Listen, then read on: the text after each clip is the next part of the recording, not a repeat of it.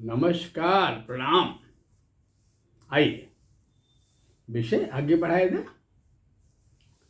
कल की चर्चा में हम लोगों ने नेपाल के बारे में चर्चा की थी, हालात चर्चा की थी। देखा जाए तो करीब करीब आधी दुनिया ही बड़ी अशांत चल रही है।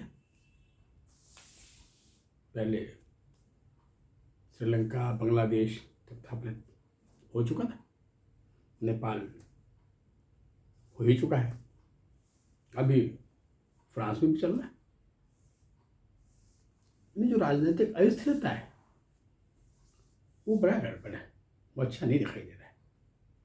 इतना ही नहीं है, सबसे बड़ा प्रॉब्लम है कि सत्ता तंत्र, राजतंत्र और प्रजा के बीच जो संवाद होने चाहिए, जो सौम्यता होनी चाहिए, वो गायब हो रहा है। जब ये गायब होता है तो या तो सत्ताधारी निरंकुश हो जाए तो दिक्कतें बढ़ जाती हैं, या संवाद कहीं गायब,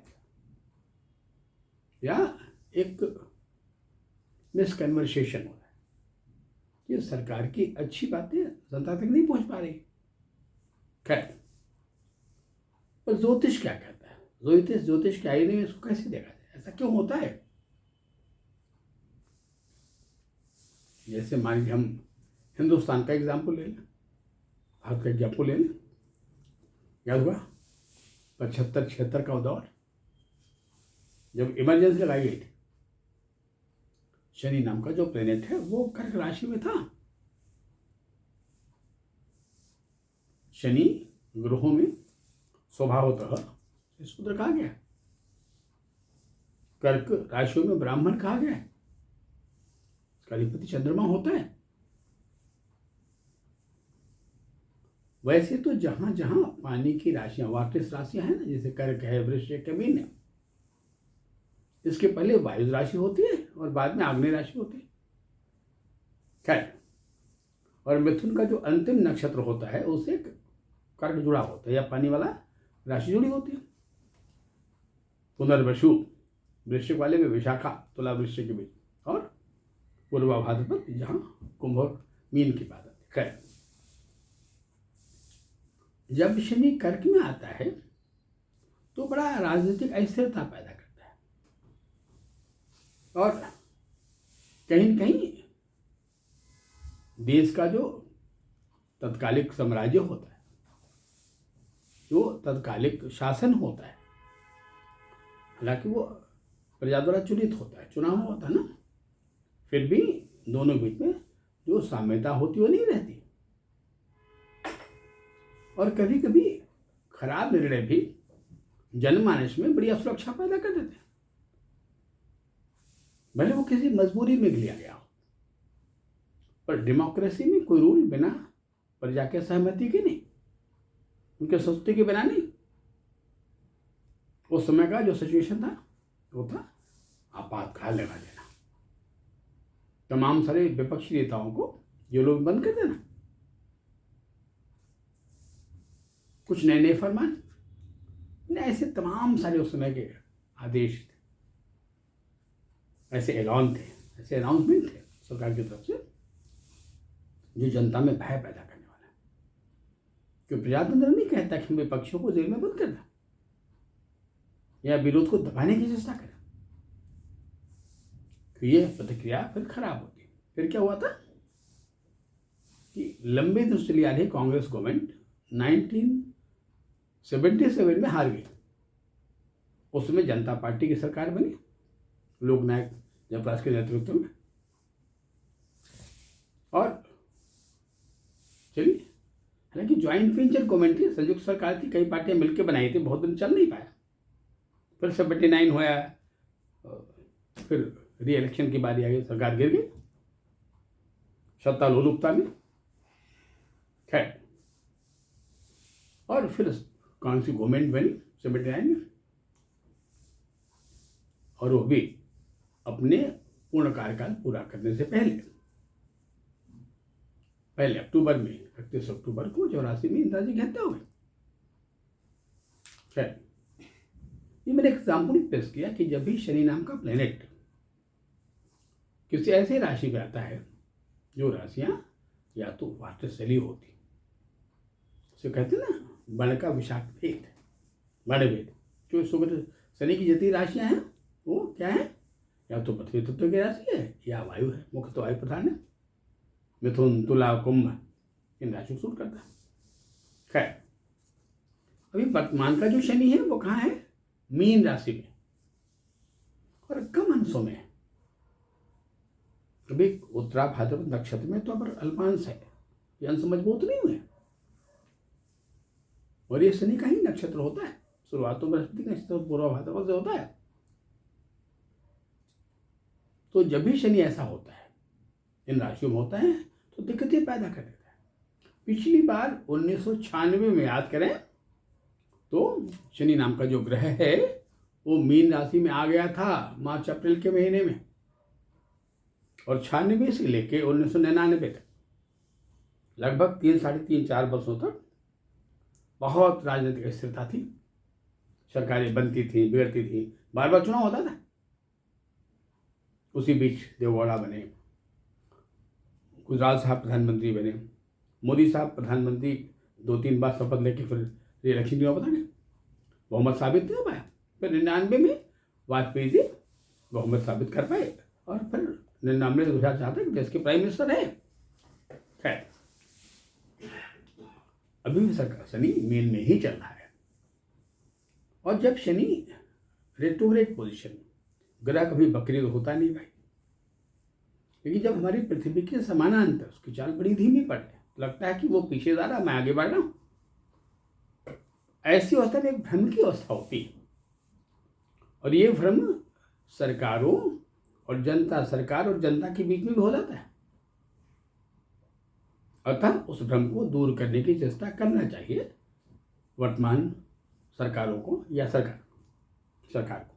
खैर, बात आगे बढ़ेगी क्योंकि अभी तो ये समस्या चलेगी आगे, ये क्रम से आगे बढ़ते ही जाएगा।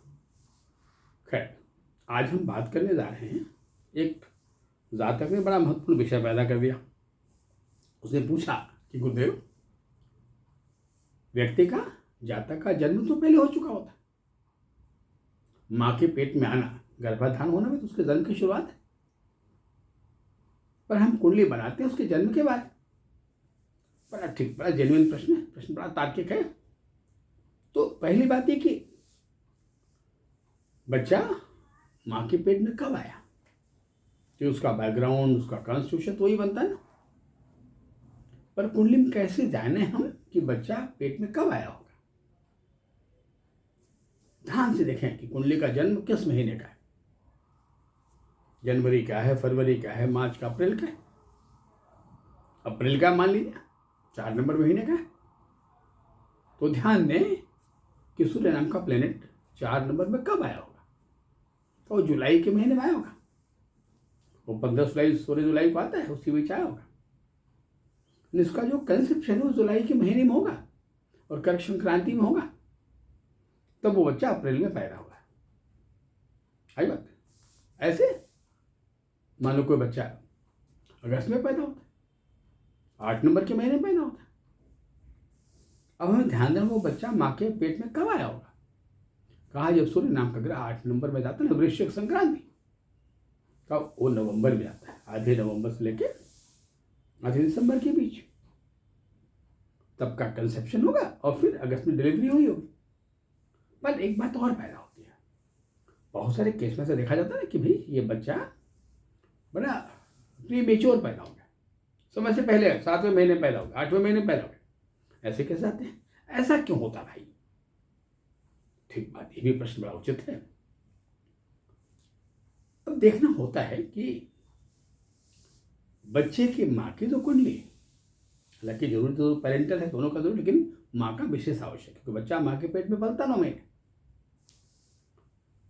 माँ की कुंडली कैसी है, अगर माँ की कुंडली बताता है, देखो भाई माँ का कॉन्स्टिट्यूशन गर्म कॉन्स्टिट्यूशन है, बड़ा हॉट कॉन्स्टिट्यूशन है, या उसका जन्म भी गर्मी या बरसात का है, जहाँ नमी कम होती है, गर्मी ज़्यादा होती है, वहाँ ग्रोथ रेशियो बढ़ जाता है। कहीं भी देख लें, जब फलों को पकाना होता है तो हम रख देते हैं उसको खूब ढक के, कबट पूरी वजह से, ताकि जल्दी पक जाए। यानी गर्मी की चीज़ को जल्दी पका देता है, तेज आंच से भोजन जल्दी पक जाता है। कभी कभी तो अब जला भी पक जाता है, आधे जल जाता है। हाँ, जब मंद मंद आंच होती है तो भोजन ठीक से पकता है। वैसे माँ के पेट की अग्नि कैसी है? प्रत्येक हर पेट में अग्नि होता है, पर वो माँ का पेट तो जीवन के प्रारंभ का पेट है, बेसिक घर है जीवन का, कुंडली का चतुर्थ भाव है तो देखा जाए तो।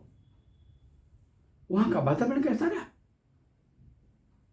और वो वातावरण साथ माँ की मानसिक अवस्था कैसी रही? माँ कितनी खुश रही, कितनी प्रसन्न रही? माँ की प्रसन्नता पर, माँ के खुश मिजाजी पर, माँ की संतुष्टि पर बच्चे को मिलने वाला भोजन बच्चे को स्वस्थ बनाएगा। बच्चे का भोजन क्या है? अरे कहा मैंने, माँ के बच्चे भोजन सिर्फ ऑक्सीजन होता है। और वो ऑक्सीजन कैसा मिला? वो गर्म वायु वाला ऑक्सीजन है, बड़ी शीतल सुगंध मलय पवन है, उसका ऑक्सीजन मिल गया, बड़ा सुगंधपूर्ण मिल गया, दुर्गंधपूर्ण मिल गया। कैसा मिला? बच्चे के विकास में इसका बहुत अहम रोल होता है। कहीं ऑक्सीजन की कमी हो गई तो बच्चे का प्रॉपर ग्रोथ ही नहीं मिले। जब कभी ऐसा लगे तो हम माने कि बच्चे की डिलीवरी प्रीमेच्योर होगी, तब हमें थोड़ा एडिशनल करके हमें देखना पड़ेगा कि बच्चा कंसेप्शन कब आया होगा, माँ के पेट में कब आया होगा। खैर, इससे लाभ क्या होगा? हाँ, कि जो हमारी ओरिजिन होती है ना, कॉन्स्टिट्यूशनल बेसिक निर्माण, वो संक्रांति से, उस रीति से बड़ा रोल प्ले करता है। मानो बच्चा बरसात में पैदा हुआ, अगस्त बॉर्न है, सितंबर बॉर्न है, जुलाई बॉर्न है, और वो माँ के पेट में नवंबर में आया, दिसंबर में आया। अब दो बात हो गई, बरसात बड़ा गर्म होता, पानी वाला सीजन, और वो जाड़े की शुरुआत, ठंड की शुरुआत होती है, तो मिक्स फिनोमेना होता है। जीवन में मिक्स फिनोमेना है, कहीं ऊपर से बड़ी गर्मी है, नीचे बड़ा ठंडा है, कहीं नीचे बहुत ठंडा है तो ऊपर से बड़ी गर्मी है। हमने सुना होगा, देखा होगा ना कि भाई जाड़े के दिन है, देखो हाइपर टेंशन बढ़ जाएगी, ब्लड प्रेशर बढ़ जाएगा। खैर, अब थोड़ी बात करनी थी आगे बढ़ के हम लोगों को कि चतुर्थ भाव का वर्णन कैसे किया जाए। ये दूसरा केंद्र है हमारे जन्मांक चक्र का। बॉडी के कॉन्स्टिट्यूशन निर्माण की बात हम लोग कर रहे थे और बता चुके हैं ना कि उसके निर्माण में 3 लग्नों का बड़ा रोल है। जन्म लग्न का, चंद्रमा जिसमें पाया जाता है उसका, और सूर्य। यही सूर्य है जिससे हमने कहा कि गर्भाधान नहीं होता ना, ये कौन निर्माण। बच्चे की हड्डियां कितनी मजबूत होंगी, शस्त्र कितना मजबूत होगा, ये सूर्य की राशि बताती है। सेकेंड, बच्चे का मानसिक फिजिकल कॉन्स्टिट्यूशन कैसा होगा, बड़ा दुबला पतला, बड़ा हेल्दी, लग्न बताएगा। और बच्चे का मेंटल ग्रोथ कैसा हो रहा है, मानसिक विकास कैसी हो रही है, मैच्योरिटी कैसी हो रही, ये चंद्रमा बताएगा। इसके द्वारा हम कॉन्स्टिट्यूशनल पोजीशन को जानते हैं कि बच्चे का कॉन्स्टिट्यूशन ऐसा होगा। अब जिस लग्न में हम पैदा होते हैं, वो लग्नेश या लग्न का मालिक कितना मजबूत है, कहाँ बैठा है, किसके साथ है, अलग अलग संबंध के अलग अलग प्रभाव होते हैं। तो हम लोग अगले एपिसोड में 2 काम करेंगे। चतुर्थ भाव का वर्णन करेंगे, विशद वर्णन करेंगे, और लग्नेश कहाँ है, उसकी ज्योति कहाँ होती है, उसका क्या प्रभाव होता है, इसका वर्णन करेंगे। और चंद्रमा का लग्न के साथ क्या रोल होता है, अगर दोनों नक्षत्र इकट्ठे हो जाए कि भाई चंद्रमा भी वही है, लग्नेश भी उसी खाने में बैठ गया, और सूर्य भी वहीं ही बैठ गया, भाई तीनों बैठ जाए तो क्या होता है, सूर्य अलग है, चंद्रमा लग्नेश एक साथ बैठ गए, डिफरेंट समीकरणों में क्या प्रभाव होता है। आइए इसकी चर्चा हम अगले एपिसोड में करेंगे। तब तक के लिए प्रणाम, नमस्कार।